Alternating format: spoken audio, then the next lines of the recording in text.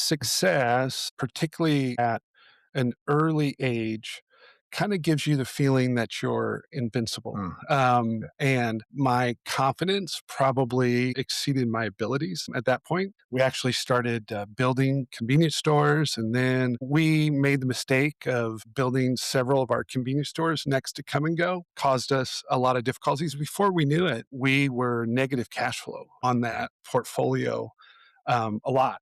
From cornfields to high rises, office to industrial, houses to hotels, and every other asset class in real estate, we cover the people, the projects, and the profit. Welcome to the Investing in Iowa show. This show is for go-doers, action takers, and business owners. It's for people like you who are sick of Uncle Sam taking a huge bite of your apple. If you're looking to get ahead of what's taking place in Iowa, learn who is doing what, and how you can get in on the action, you're in the right place. Hosted by Neil Timmins, an Iowa native who has been involved in over $300 million in real estate right here in Iowa. Recording in studio from West Des Moines. Here's your host, Neil Timmins. I've got Brent Haverkamp here on the show. Brent, welcome. Thank you, Neil. I'm excited you're here. Say, for the audience's sake, who are you? Where are you from? What do you do? My name is Brent Haverkamp. I grew up in Sibley, Iowa, and founded a real estate investment company. We do investment, design, construction, development, and property management. Nowadays, we're mostly focused in the multifamily side of things. Kind of run the gamut on everything there, Yeah. from cradle to grave, practically. Tell me about Sibley, Iowa. What was that like? Yeah. I'm the son of an immigrant. My dad immigrated from Holland in 1960, so first generation America, and grew up small town Iowa. So native Iowan.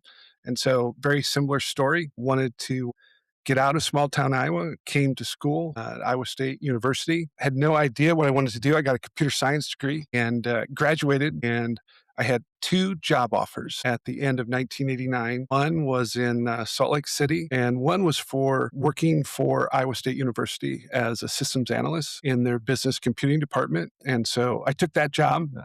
And then my wife and I bought a little house in Campus Town. And so we moved in there. And a few months later, the house across the street went up for sale. And it was a for sale by owner. The owner was pounding a sign in the yard. And I went over and I said, how much do you want for the house? And he said, 75,000. And it was one of those turn of the century, 5-bedroom Sure. houses.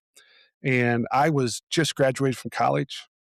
And so I was the same age as the tenants across the street. And I said, what do you guys pay for rent? I went and they said, we pay $150 a piece. So there's 5 of them in there Yep. and they paid 150 a piece. And, I was tended towards the analytical side. And so I kind of penciled it out. Yeah. And, I said, I think someone could make a couple $100 a month on this property.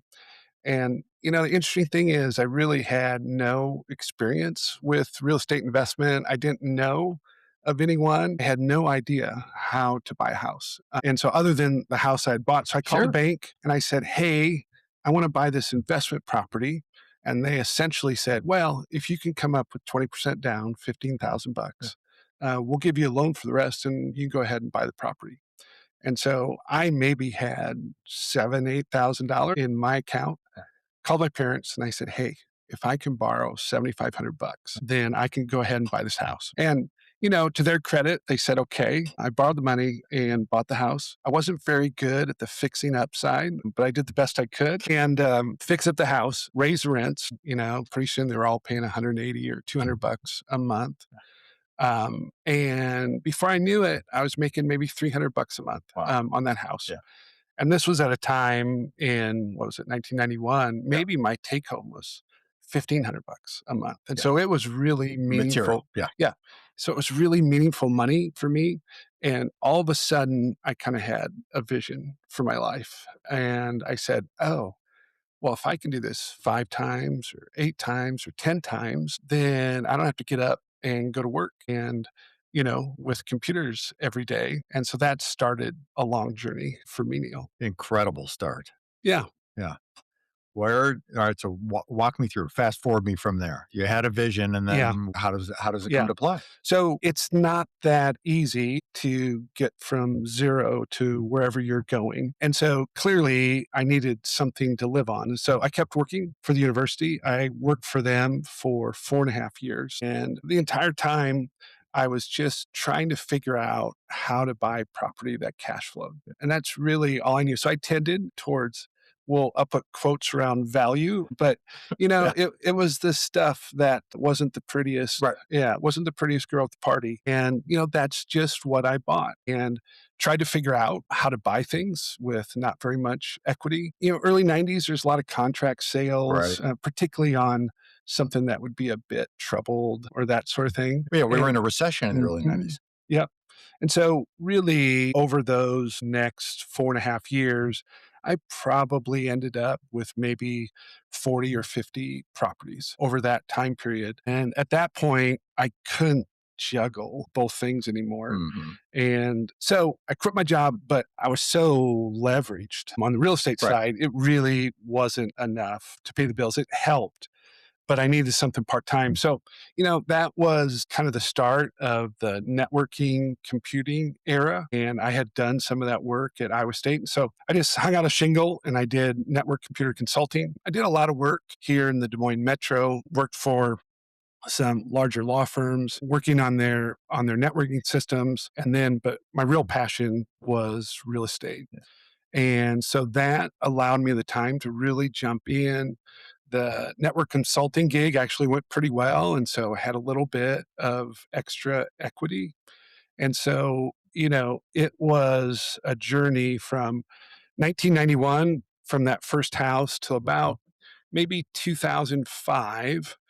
I went to about 1,000 units in Ames, Iowa, in that 15 years, and actually started construction during that time period. But yeah, that was pretty fast and furious during that time period. During that time period, do you have investors? What does that look like from a capital Yeah. stack standpoint? Yeah. It was a pretty casual environment. As best I could, I played, I will call it the bigger, better game. And whenever I saw something that caught my eye, I tried to see, well, can I sell something? Yeah. Can I refinance something? There clearly was, an informal network of family and Yeah. friends that, okay, this deal needs $200,000. I've got 150, and can I piece Yeah. together the rest of it? And so we would go that way. A lot of times I did some seller financing, some seller carrybacks. I did some contract purchases, whatever I could to kind of make things work. Yeah. Yeah. Yeah. Incredible. What was the biggest challenge during that time frame? Yeah. Really the biggest challenge was, so that was kind of the decade of the 90s for me, was starting real estate. And then around 1999, 2000, success, particularly at an early age, kind of gives you the feeling that you're invincible. Mm. And, my confidence probably exceeded my abilities at that point. And so a buddy and I, we started what we called, yeah, a retail management group. And we started off, we bought Jiffy Lube and a car wash. And then we actually started building convenience stores, and then we had a chain of Amco transmissions and really grew that quickly, way more quickly than we should have. Probably had, I don't know, maybe 300 employees after a few years. Yeah. And then, as can easily happen to an over leveraged, started to run into, both management problems, leverage problems. We made the mistake of building several of our convenience stores next to Come and Go. I think Come and Go didn't really appreciate that a lot, and Sure. lowered the prices, gas prices below our costs at the store, Oh, and caused us a lot of difficulties. Before we knew it, we were negative cash flow on that portfolio, a lot. And, we were sitting around saying, okay, how are we going to fix this? And my buddy, who's very wise, came to me and said, hey, we can't sell these retail businesses right now. We're in trouble. And you need to sell some real estate and we need to use that equity to fix the problem. And I didn't like that idea. The real estate was what I had built. Your bread and butter. And yeah, Right. and it was cash flowing, it was working, and I didn't want to sell it. But it became really clear, oh, yeah, that's the only way out of this mess. And so between 2005 and 2007, I had sold about 800 units, so about 80% of my portfolio. Wow. During that time. And so we use those dollars to kind of fix our problems on the retail side. You didn't work this hard to earn next to nothing on your money. Savings accounts barely move the needle. Tech stocks, AI stocks, well, it kind of feels like Vegas out there right now. Rentals, too oftentimes it means tenants, toilets, termites, and not the cash flow you were thinking. Well, so I've got an alternative. Little Guy Loans Co-Lending Fund. Qualified accredited investors are earning 10 to 11% annual passive returns. It's paid quarterly by co-lending with us alongside me on short-term first lien real estate loans right here in the greater Des Moines area. Your money's backed by a real property, not promises. It stays close to home. We've successfully funded well over $10 million in loans right here in central Iowa.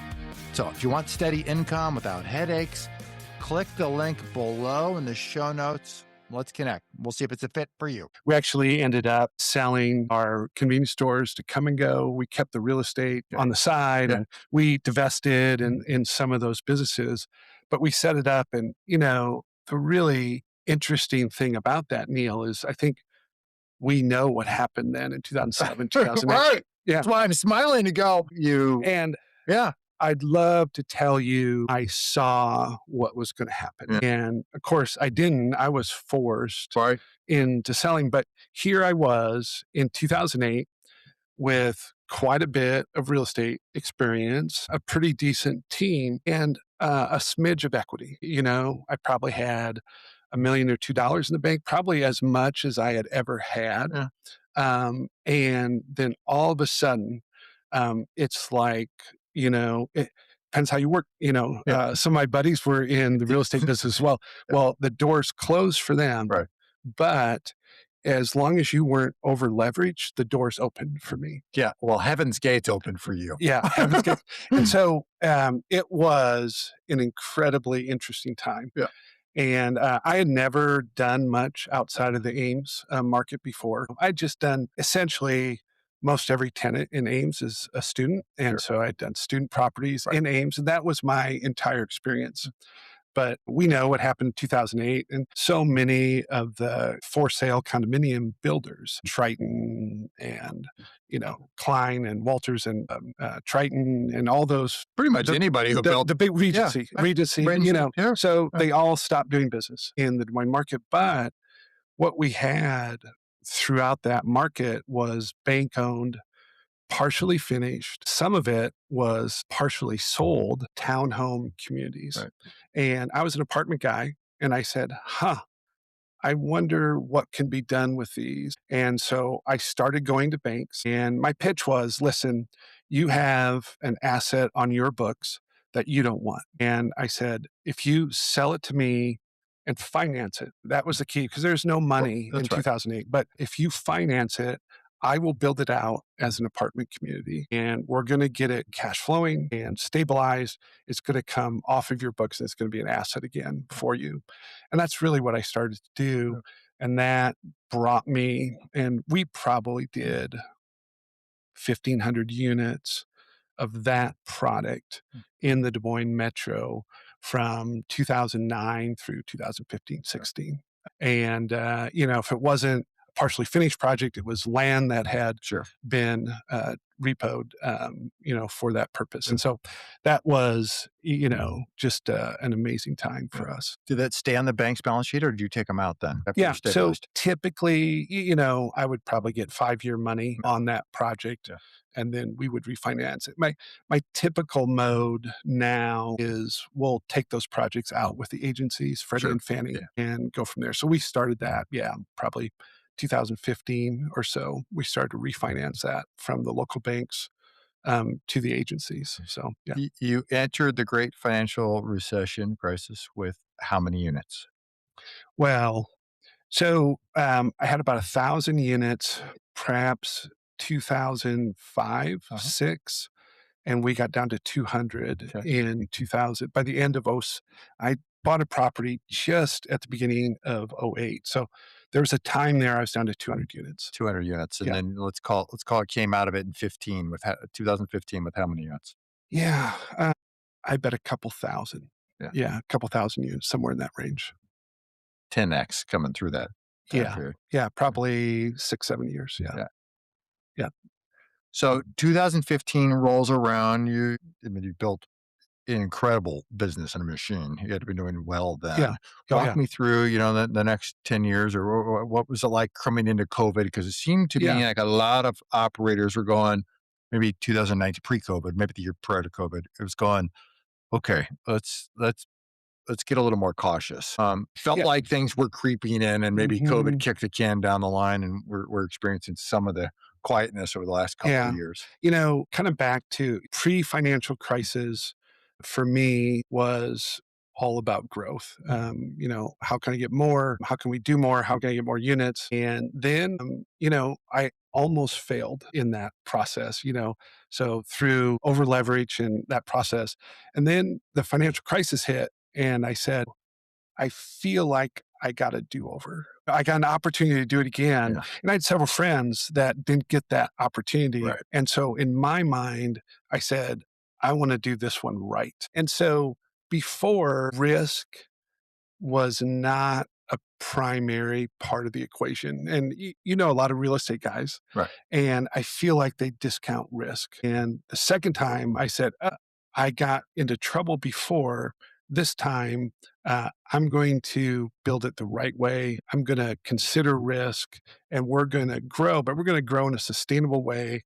And I really want to build a multi-generational business, something that's going to last. And, I got a second chance to do that.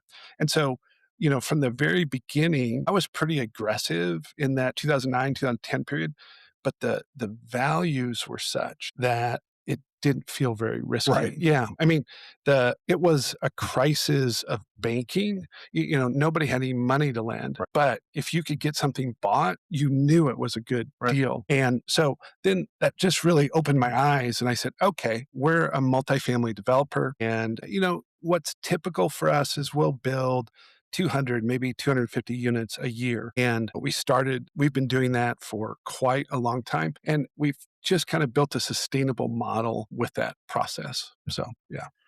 Specifically in student housing, or the coming to Des Moines, Mhm. was that the Yeah. stepping stone to go, hey, we're outside Mhm. of this at this point? Yeah. Up until 2005, hadn't really done anything outside of Ames, Iowa. And so inside of Ames, the vast majority of housing is student housing in some fashion. Sure. And so then when we went to Des Moines, we tried to buy and build, Class A multifamily properties. And so that's what we built all through Des Moines. Today, we manage 5,000 units. We have ownership in about 4,000 units. And of those units, about half are student properties.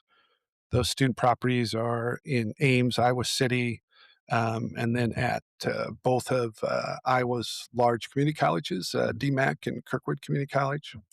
And then about 40%, 45% of that portfolio is just conventional housing, mostly in the Des Moines and some in the Iowa City market.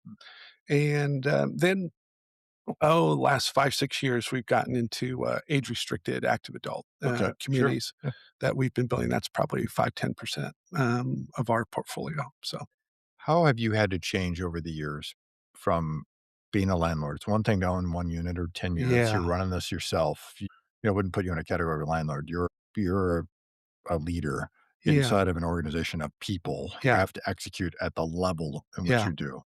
yeah. I think probably the biggest change for me probably happened in my late 40s. I'm going to turn 60 this year. So maybe 10, 12 years ago. And I realized that I built the business that I wanted, but not the life that I wanted. And that was a typical entrepreneurial led business where I had a team, but I was the center of that team and I made all those decisions. And so I was good at optimizing, but I wasn't good at really building a business that I wasn't the center of. Mm. And I hired a business coach and he really kind of helped me think about where I wanted to go in the future. And I realized that my second act of the business was not going to be about real estate, but it was going to be about building a team that could manage a business around me. And that actually takes a lot of different skills. I was better at the first, in terms of I got pretty good at the real estate deal. And I had a lot to learn about what it was to build a business full of people. It's that old adage, what got you here won't get you there. Yeah, exactly right. It was a different skill set, one that I'm still working on. Yeah. What was the genesis? What was the turning point to hit the switch for you to go, something's got to change? Yeah. So kids were in high school and I kept on running into limits. I wanted to go backpacking with my daughters and trying to find the time to do that. And here you are on some mountain, looking at your cell phone, trying to kind of figure out how your deal is going. And I said, this is not the life I want. How can I do the things that I want to do? And so it really involved people at that point. And so, how do you actually build a business? It's one thing, kind of having a great business, but having a business that manages itself is a whole different animal. Yeah. So Yep. I really respect those people that have been able to build a business beyond them. And so, yeah, the challenge is go away for a month. And how does your business do if you never were there? Right. And I think I'm getting pretty close to that, Neil. So yeah, How will it feel that when you go away for a month and you come back and the business has done better? yeah, How are you going to reflect internally about yeah. that? It's pretty awesome. It helps you reflect really on what's important in your life. If you've taken a lot of the first part of my life, I took a lot of value in outcomes. And so I did a good deal. I had a great refinance. I sold something and it was always about outcomes. And now I'm trying to look more at processes and systems and people and investments into those things Yeah. and say, do we have a good process here? Is there a good system here? Do I have a great leader there? And yeah, it's from a from a deal guy. Yeah, that's a long ways to go. Yeah, I can imagine, if we call that what you just described, the process, the procedures, the good people, if we call those outcomes as well, it's a little, I would imagine at times it's harder to define. Did we achieve it or did we not achieve it? Yeah. Or you got to structure with around the KPIs and, Mhm. red light, green light, yellow light. And then are we there? Yeah, I think you really have to question what you're satisfied with. Yeah. And if you're addicted to the deal or addicted to the outcome, you kind of have to change the game. And it really, I think one of the things that really helped me, I have 4 children, 2 sons, 2 daughters. Both of my sons now work in the business with me, and almost every week we'll go. The three of us will have lunch, and we'll kind of talk about the business. And that for me is one of the highlights of Yeah. my week because what I'm doing is we're not talking about outcomes. We're really talking about what can we build for them? You know what I mean? And I have about 100 employees now. And so it's not just my sons, but it's all my 160 Right. employees that, will many of them will be around long after I'm there and it's their livelihood. And so, I would love, when I'm done with the business for somebody to say, yeah, he built a business that lasts, a business that matters, a business that's multi-generational. That'd be a cool thing. Shy of that, you just have a building Exactly right. or a few buildings, Yeah, right? exactly right. Yeah. Yeah. That's incredible. How did How did having a degree in computer science and working in that field, how did that serve you and what it is that you built and are building? Yeah, it's really interesting. Like many 18-year-olds, I didn't know what I was good at and I didn't know what I wanted to do with my life.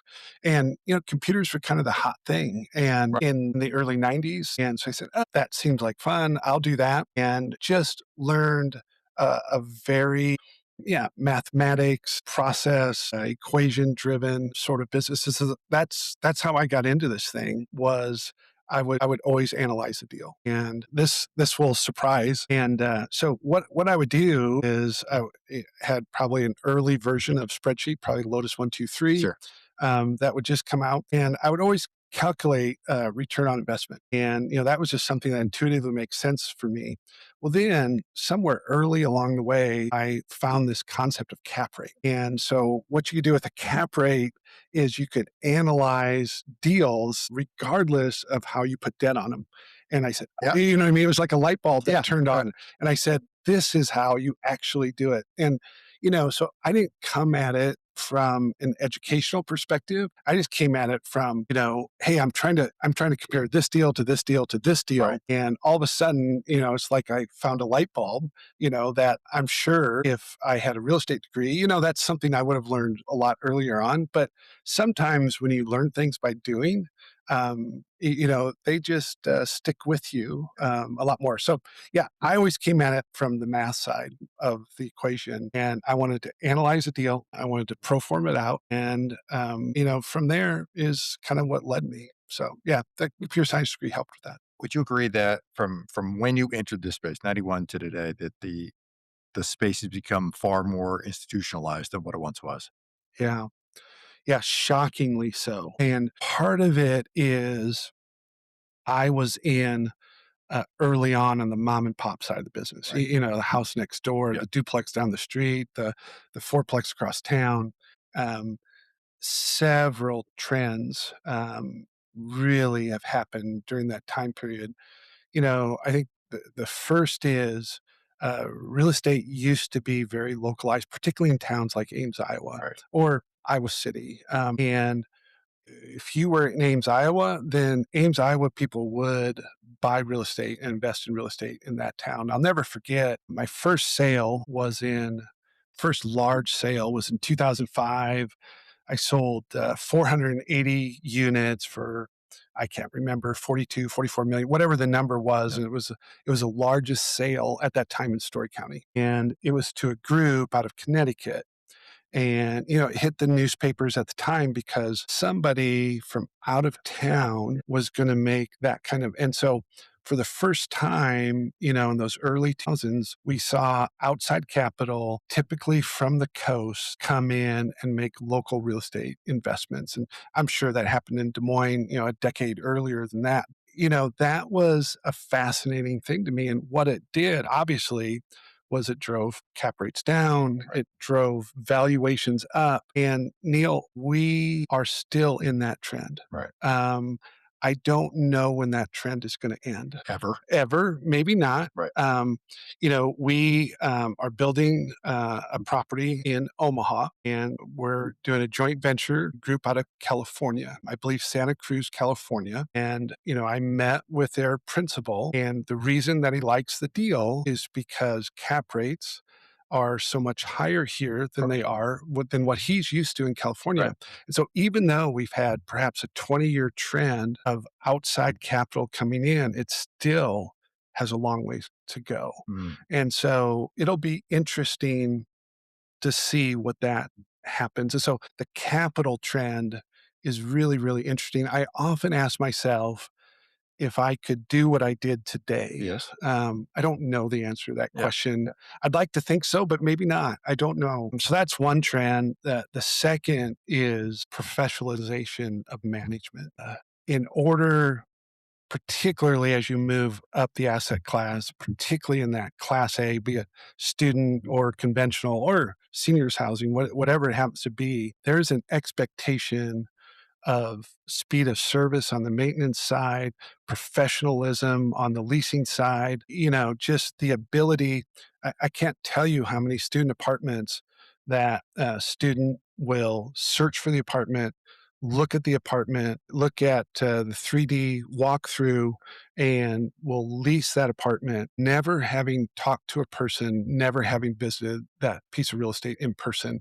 And they will show up on move-in day with the expectation that that apartment is what we advertised it to be. And so that's a long ways from, I've spent hundreds of thousands of dollars putting classified ads in newspapers. And that's what you did in the 90s and the early 2000s. That's how you leased apartments. And you get really good at your classified ad, and where are you going to place it, and do we do a blow up? Do we put a picture? All of this stuff, but professionalization of the leasing and the management side really has gone a long, long ways. And then design and amenities in new construction and even in existing properties, there's a high expectation for quality of housing nowadays, particularly on the upper end of the housing stack. And so, yeah, it's a different business today than it was 30 years ago. If you're a house flipper, execute the burst strategy or do double closings and are in need of money, Little Guy Loans is your go-to lender here in the Des Moines area. Time is money. Loan approvals in 24 hours. Closings in 5 days. Little Guy Loans was founded by Neil Timmins, an investor just like you. Since he has been in over 10,000 homes in Des Moines, there's never an appraisal. Houses, multifamily, and commercial property loans up to $1 million. Check out www.littleguyloans.com. It takes a lot of professionalism and expertise, and I don't see that ending. A little bit kicking and screaming, but we just implemented an AI solution on some of our properties. And so if you call, you're going to get, I think we call her Elise. She has a name. Sure. And she's going to ask you questions. If you have a problem with your kitchen sink, it's going to say, "Oh, have you tried this? Have you looked at this? Open your cabinet. Is there water running under the sink?" It's going to try to determine if it's an emergency or not. If it's not, then it'll thank them and then say, "Hey, I'm going to put in a maintenance request, and that's going to be done in the next 24 hours." It'll walk through that process, but we have a long ways to go in that process. Yeah. It remains to be seen. Have we seen more changes in the last 30 years than we'll see in the next 30 years? Yes. I don't know the answer to that. Yeah. 26. What are you most excited about here this year? 2026. Yeah, it's an interesting world. We talked about the flood of capital into the market. We're finding acquisitions difficult. There's a lot of capital sources out there that will accept a lower rate of return than we're willing to take. We've decided to continue on the development front. We've got probably $60 million in developments going right now, and there's not as much competition in those markets as there's been previously. And so you can't be a real estate guy without being optimistic. So I envision those developments being delivered in 27 and 28. And they're going to be the bright shiny thing in the market, and they're going to lease up and be wonderful top of the market investments. Yeah, excited about that. That's great. Brent, you ready for the final 3 questions? Sure. If you had one piece of advice for your 20-year-old self, what would it be? Yeah, we talked about it a little bit. I was pretty concerned about outcomes, and I would drive towards an outcome. Somewhere along the way, I think you realize that life's not all about outcomes, and the process is at least as important. So I've learned to enjoy the process that leads to the outcome at least as much as I do the outcome. And so I would say, hey, slow down a little bit and enjoy this process. You only get to go around one time. So enjoy this process a little bit more. 2 books that changed your life. I'm going to give you, I think, kind of a genre. And this will take us back a little bit. But so here I am, 1990, 1991, wanting to do real estate, but I had no mentors. Nobody I knew did what I wanted to do. And so the only way you could do that was to read books. And you didn't go on Amazon and get the latest Audible book and listen to it on your phone, but you would go to the bookstore And so I would frequently go to the bookstore and they'll show you a little bit of the nerd that I was, but I would literally buy every book that they had that I hadn't read on real estate. And so that's how I got an education. And there's one I was trying to remember. I knew you were going to ask this question, so I was trying to remember. And there's one book. It was kind of called, I think, something like "Nothing Down for the '90s," and that would be a typical book Sure. that I would have read Okay. 1991, 1992, 1993.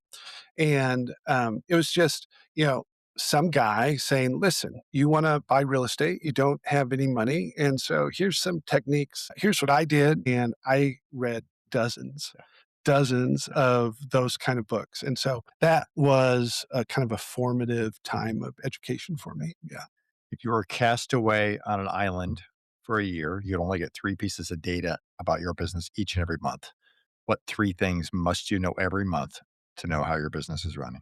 Yeah. Probably the piece of information that I get now that I find the most valuable. My CFO does what I call a cash flow projection. And it's pretty simple. It just has Excel spreadsheet, has a incoming. She takes it out 6, 9 months or something, and then an outgoing. And, real estate developers, you can chew up cash pretty quickly. Right. Particularly if you're doing multiple deals at once. So cash flow is really, really important. And so every week when that comes out, I take a look at that and I say, hey, what about this? What about this? And we put in our refis, our sales. Hey, we're buying this. Hey, we're investing in this. And so that cash flow projection that looks down the road 6, 9 months is really, really helpful, particularly for a real estate developer. I'd say second one, I'd have to know occupancies across the portfolio. Yeah, just it's kind of a leading indicator on the student side. It's really about pre-leasing. So where that's on a seasonal basis and you pre-lease those apartments. So we're sort of starting to get to the end of pre-leasing season. So I've got a pretty good idea how our student properties are going to do for the following year, and then just look at sort of occupancies for the existing properties. I'd say third is, particularly in an environment like this, I'd want to know interest rates, both on the short term Mhm. and on the long end. So just to kind of know, construction projects, you're going to borrow short, and on your refinances, you're going to typically borrow long. Right. And so I'd want to know what interest rates are doing. Brent, this has been a fantastic conversation. I've asked lots of questions. What's one question I did not ask that I should have asked? I think, particularly for people that might be starting out, I would probably ask what success is. Yeah, I think that's an important question. Yeah. Yeah. Well, let's do it. Okay. How does one define that? Yeah, so it's changed for me. Yeah. And I'm a goal-driven guy, and so early on, I would write out typically tangible, financial, unit-based, equity-based, net worth-based metrics. And if I hit those, I felt good about myself, and where I was going. The real interesting thing about that is what do you do once you achieve those?